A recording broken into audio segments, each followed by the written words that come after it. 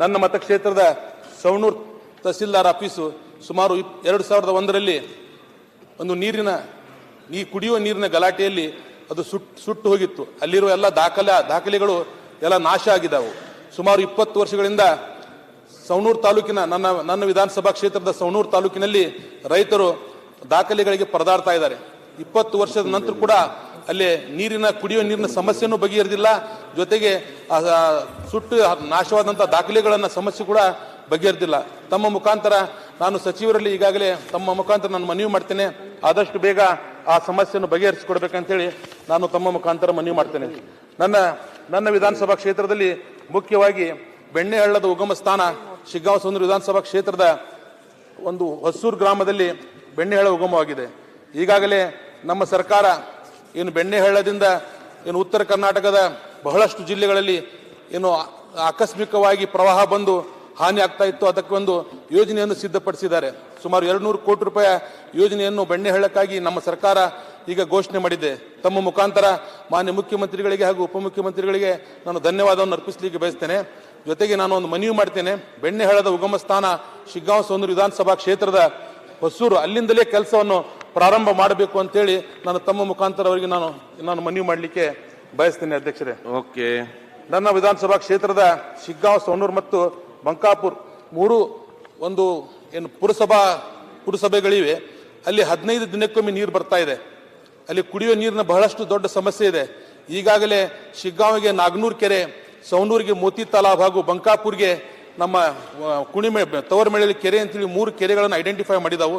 ತಮ್ಮ ಮುಖಾಂತರ ನಾನು ಸಚಿವರಿಗೆ ಮನವಿ ಮಾಡ್ತಾ ಇದ್ದೀನಿ, ಆದಷ್ಟು ಬೇಗ ಆ 3 ಕೆರೆಗಳಿಂದ ಆ 3 ಪಟ್ಟಣಗಳಿಗೆ ನೀರಿನ ವ್ಯವಸ್ಥೆ ಮಾಡಿದರೆ ಸುಮಾರು 15 ದಿನಕ್ಕೊಮ್ಮೆ ನೀರು ಬರ್ತಾ ಇದೆ. ವಾರಕ್ಕೆ 2 ದಿನ ಆದರೂ ಕೊಟ್ಟರೆ 1 ಲಕ್ಷಕ್ಕಿಂತ ಹೆಚ್ಚು ಜನಸಂಖ್ಯೆ ಇರುವಂತಹ 3 ಪಟ್ಟಣಗಳಲ್ಲಿ ನೀರಿನ ಬವಣೆ ತಪ್ಪುತ್ತೆ ಅಂತೇಳಿ ಈ ಮುಖಾಂತರ ತಮ್ಮಲ್ಲಿ ನಾನು ಸಚಿವರಲ್ಲಿ ಮನವಿ ಮಾಡಲಿಕ್ಕೆ ಬಯಸ್ತೇನೆ. ಜೊತೆಗೆ ಉತ್ತರ ಕರ್ನಾಟಕದಲ್ಲಿ ವಿಶೇಷವಾಗಿ ಉತ್ತರ ಕರ್ನಾಟಕದಲ್ಲಿ ವಿಶೇಷವಾಗಿ 371 ಜೆ ಕೊಡುವ ಮುಖಾಂತರ 6 ಜಿಲ್ಲೆಗಳಿಗೆ ವಿಶೇಷ ಸ್ಥಾನಮಾನ ಸಿಕ್ಕಿದೆ. ಜೊತೆಗೆ ತುಂಗಭದ್ರಾ ಡ್ಯಾಮಿನಿಂದ ನಮ್ಮ ಬಳ್ಳಾರಿ ಮತ್ತು ವಿಜಯಪುರ ಜಿಲ್ಲೆಗಳಿಗೂ ನೀರಾವರಿ ಸೌಲಭ್ಯ ಇದೆ. ಬಿಜಾಪುರ ಬಾಗಲಕೋಟೆಗೂ ಸೌಲಭ್ಯ ಇದೆ. ಆದರೆ ಉತ್ತರ ಕರ್ನಾಟಕದಲ್ಲಿ ಹೆಬ್ಬಾಗಿಲು, ಹಾವೇರಿ, ಗದಗ ಮತ್ತು ಧಾರವಾಡಗೆ ಯಾವುದೇ ರೀತಿಯ ಶಾಶ್ವತ ನೀರಾವರಿ ಯೋಜನೆ ಇಲ್ಲ. ಕುಡಿಯುವ ನೀರಿಗೆ ಸಮಸ್ಯೆ ಇದೆ. ಆದ್ದರಿಂದ ವರ್ಧಾ ಬಿಡ್ತಿ ನದಿ ಜೋಡಣೆ ಮಾಡುವ ಮುಖಾಂತರ ಧಾರವಾಡ, ಹಾವೇರಿ ಹಾಗೂ ಗದಗ ಜಿಲ್ಲೆಗಳಿಗೆ ಅದನ್ನು ಒಂದು ಯೋಜನೆಯನ್ನು ತರುವ ಮುಖಾಂತರ ಶಾಶ್ವತ ನೀರಾವರಿ ಯೋಜನೆಯನ್ನು ಕಲ್ಪಿಸಿಕೊಡಬೇಕಂತೇಳಿ ತಮ್ಮ ಮುಖಾಂತರ ನಾನು ಮನವಿ ಮಾಡಲಿಕ್ಕೆ ಬಯಸ್ತೇನೆ.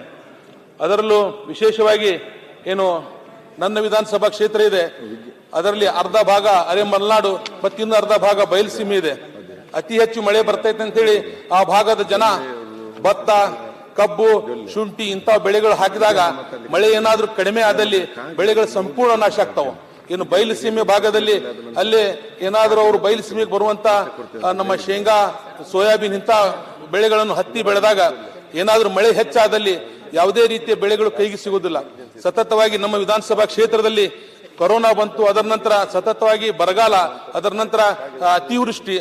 ಅದರಿಂದ ನಮ್ಮ ವಿಧಾನಸಭಾ ಕ್ಷೇತ್ರದಲ್ಲಿ ರೈತರಿಗೆ ಯಾವುದೇ ರೀತಿಯ ಬೆಳೆಗಳನ್ನು ಪಡೆದುಕೊಳ್ಳಿಕ್ಕಾಗಿಲ್ಲ. ನಾನು ತಮ್ಮ ಮುಖಾಂತರ ಮನವಿ ಮಾಡಲಿಕ್ಕೆ ಬಯಸ್ತೇನೆ, ನಮ್ಮ ವರ್ಧಾ ಮತ್ತು ಬಿಡ್ತಿ ನದಿ ಜೋಡಣೆ ಮಾಡುವ ಮುಖಾಂತರ ನಮ್ಮ ವಿಧಾನಸಭಾ ಕ್ಷೇತ್ರ ಹಾಗೂ ಹಾವೇರಿ, ಗದಗ, ಧಾರವಾಡ ಜಿಲ್ಲೆಗಳಿಗೆ ಅದನ್ನು ಅನುಕೂಲ ಮಾಡಿಕೊಟ್ರೆ ಅಲ್ಲಿ ಶಾಶ್ವತ ನೀರಾವರಿ ಯೋಜನೆ ಬರ್ತೈತಿ. ಅಲ್ಲಿಯ ರೈತರ ಒಂದು ಜೀವನನೂ ಕೂಡ ಹಸನಾಗ್ತೈತೆ ಅನ್ನೋ ಮಾತನ್ನು ಈ ಸಂದರ್ಭದಲ್ಲಿ ಹೇಳ್ತೀನಿ.